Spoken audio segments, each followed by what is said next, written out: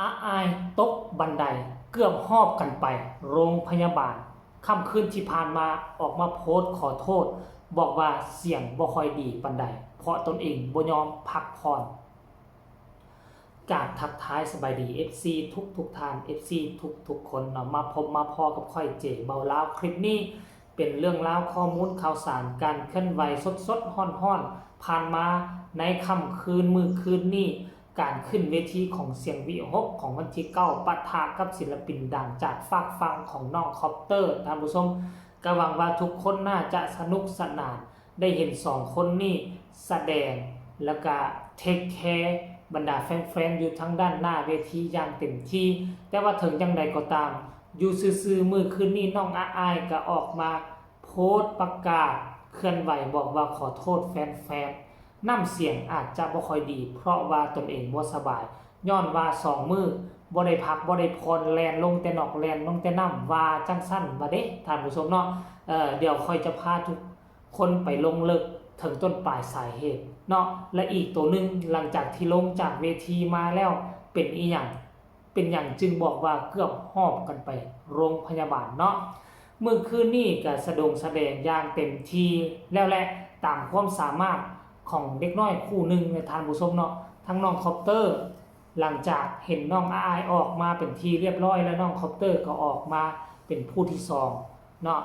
ขี่ลิฟต์ขึ้นมาบนได้อย่างสง่าพาเผยเนาะทั้ง FC ของน้องคอปเตอร์ก็ว่าอาจจะเป็นพระเอกคนใหม่บ่น้อว่าซะแน่อันนี้มันเป็นใน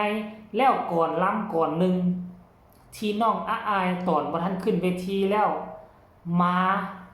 ฝึกซ้อมหั่นน่ะค่อยไปจับจุดเบิงหรือว่าข่าวลือตัวนี้อาจจะเป็นเรื่องจริงหรือบ่เนาะเสียงวิหกอาจจะดึงน้องคอปเตอร์เข้ามาเป็นส่วนหนึ่งของวงหรือบ่พอไปจับจุดเบิงพวกเจ้าไปฟังดีๆเด้อไปไล่เบิงคลิปมื้อวานนี้ก่อนจะขึ้นเวทีน้องคอปเตอร์มีการฝึกซ้อมกับผู้ชายคนหนึ่งโดยใช้มือถือเปิดเสียงซาวแล้วน้องคอปเตอร์ก็ล้ำไปเป็นก่อนล้ำของน้องคอปเตอร์แต่ว่ามีวางตอนเนาะน้องคอปเตอร์ล้ำไปว่าขอใส่น้ำเสียงวีหกคันว่าขอใส่น้ำเสียงวีหกนั่นหมายความว่าน้องคอปเตอร์จะขึ้นวงเสียงวีหกหรือบ่ถ้ากรณีว่ามาฮับเซิร์นก็คงจะบ่ใส่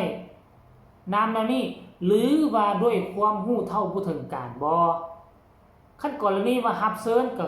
ฮับเซิร์นในน้ำเสียงวีหกอันนี้เราบอกว่าขอใส่น้ำเสียงวีหกมาใส่น้ำเสียงวีหกเอาละประเด็นนี้มันอาจจะบ่สำคัญเนาะท่านผู้ชมเนาะแต่ว่ามันอาจจะเป็นประเด็นเล็กๆน้อยๆบางคนก็อาจจะบ่ได้ฟังบางคนก็อาจจะบ่คิดพอแต่ว่าค่อยฟัง 2-3 รอบแล้วมันอาจจะเป็นไปได้รู้เพราะว่าตอนนี้น้องบ่ได้ขึ้นกับวงใดบ่ได้สังกัดกับวงใดเสียงวิหกจะเอามาขึ้นมันก็บ่ผิดมันก็บ่แม่นแต่อย่างใดนะท่านผู้ชมเนาะแล้วบาดนี้น้องอายก็มีการห้องรำทำเพลงตามปกติพวกเฮาฮู้จักกันดีอยู่แหละมื้อที่ผ่านมาน้องอายเป็นจังไดน้องอายเคลื่อนไหวคือแนวใดคือน้องบ่ได้พักบ่ได้พรนะด้วยความว่าอากาศร้อนแล้วยามใดก็แล่นลงทงแล่นลงทามันจึงเฮ็ดให้เสียงคอบ่สบายเนาะบ่สบายแล้วเพิ่นก็จึงว่าออกมาเคลื่อนไหวขอโทษแฟนๆแต่ความจริงแล้วเมื่อคืนนี้น่ะน้องก็แสดงน้องก็เฮ็ดเต็มที่และก็บ่แตกต่างหยังคือแต่ละมื้อที่ผ่านมาดอกท่านผู้ชมอันนี้เป็นความรู้สึกของน้องเองว่าน้องรู้สึกบ่สบายแล้วก็เลยออกมาขอโทษขออภัยแฟนๆอันนี้มันเป็นความรับผิดชอบสูงของโตศิลปินถึงแม้ว่าแฟนๆ FC แฟนคลับบ่ได้ถึงบ่ได้ตำหนิตีเตือนแต่อย่างใดแต่ว่าอันนี้เป็นความรับผิดชอบเป็นความรู้สึกนึกคิดของเจ้าโตเองว่าเจ้าโตฮู้ดีและน้ำเสียงของตนเองเป็นจังไดบ่เต็มเม็ดบ่เต็มหน่วยก็เลยออกมาเคลื่อนไหวเนาะแต่ว่าตัวนี้มันก็บ่เป็นประเด็นที่สำคัญนะประเด็นที่สำคัญคือเมื่อวานนี้หลังจากที่ประสานเสียงกับปะทะกับคอปเตอร์จบเป็นที่เรียบร้อยแล้วลงมาเนาะมีบางมื้อน่ะก็จะบ่มีคนประกบมามีแต่แดนเซอร์ย่างนำหลังมาถ้ากรณีว่ามื้อคืนนี้เป็นคือบางมื้อที่บ่มีผู้ใดประกบจูงแขนน้องอายลงมาน่ะคือน้องอายจะต้องเจ็บหนักกว่านี้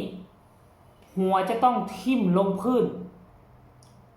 ข่านี่อาจจะกระแทกใส่บันไดโอ้ค่อยเห็นแล้วค่อยตกอกตกใจยังใครแน่ว่ามื้อคืนนี้ย่านุเพิ่นประกบตั้งแต่อยู่เทิงเวทีแล้วก็จูงแขนหลานลงเวทีลงบันไดลงมาแล้วมันก็บ่วายเกิดปัญหานี่เกิดอุบัติเหตุนี่ขึ้นมาปะโถคือน้องอายก้าวพลาดกะพลาดครึ่งหนึ่งของเท้าของรองเท้าที่กายออกไปจากลูกบันไดเหลือแต่ส้นเท้าที่มันเป็นซัมนิวซี่นี่แหละน้อยๆซ้ำนี่แหละไปยองใส่มันก็เลยเฮ็ดให้พุ่งไปด้านหน้าลงไปหมดแล้วจนมือเบื้องนึงนี่นะมือเบื้องนี้นี่นะมือเบื้องขวามือลงไปค้ำลงแล้วเหลือแต่โตนี่มือกับศอกนี่ไปค้ำดินไว้เหลือแต่ประมาณ40เซนจะโน้นลงไปใส่พื้นดินเต็มทียังใครเอามือซ้ายย่านุเพิ่นดึงสุดขีดจองสุดขีดค่อยเบิ่งสีหน้าทาทางกันย่านุก็หน้าเสียหน้าทอดสีไปแล้วโอ้ยสิพาหลานโยนลงกับบันไดนี่ว่าซั่นย่านุก็เลยก้าวขาลงมาอยู่ที่พื้นแล้วก็เอามือ2มือโจมปีกน้องอายขึ้นมาแต่น้องอายก็บ่ตกอกตกใจเนี่ยหัวแอนโอ้ย FC แฟนคลับใจคว่ำใจง่ายหลานเอ้ยน้องอายจะสุเฮ็ดแนวนั้นเด้อต้องระมัดระวังกว่านี้ถ้ามือใดที่บ่มีผู้ใดยืนประกบยางประกบลงมาแล้วมันโถถึงโรงพยาบาลแน่นอนค่อยเบิ่งน่ะแถวบริเวณหัวเข่า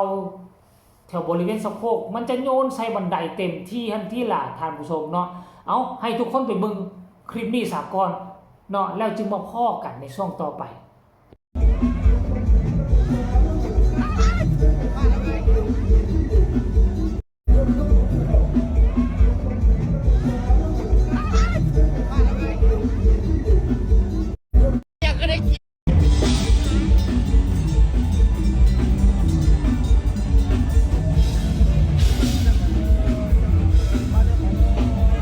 ไม่อยากก็ได้เกี่ยกัน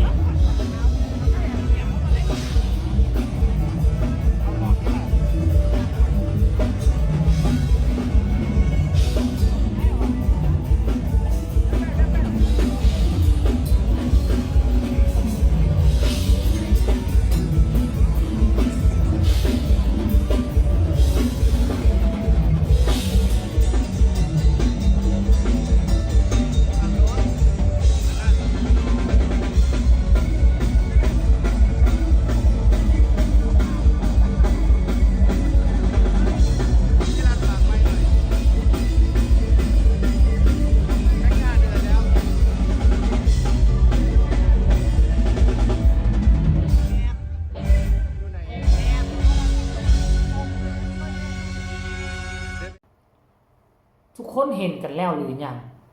ว่ามันอันตรายขนาดไหนมันก็สมควรให้พ่อๆแม่ๆ FC เห็นคลิปนี้แล้วตกอกตกใจคิดว่าน้องสิเป็นอย่างไรบ่หลังจากที่เกิดปัญหานี้ขึ้นมาย่านุก็เลยได้อุ้มหลานย่านคอเท้าของหลานแพงย่านคอเท้าของหลานเจ็บย่านุก็เลยอุ้มเอาหลานย่างไปหาเต้นอันนี้คือความรับผิดชอบความหักความแพงจากย่านุเนาะโอ้โชคดีอีล่าโชคดีที่มื้อนี้มีญานุและท่านผู้ชมเนาะ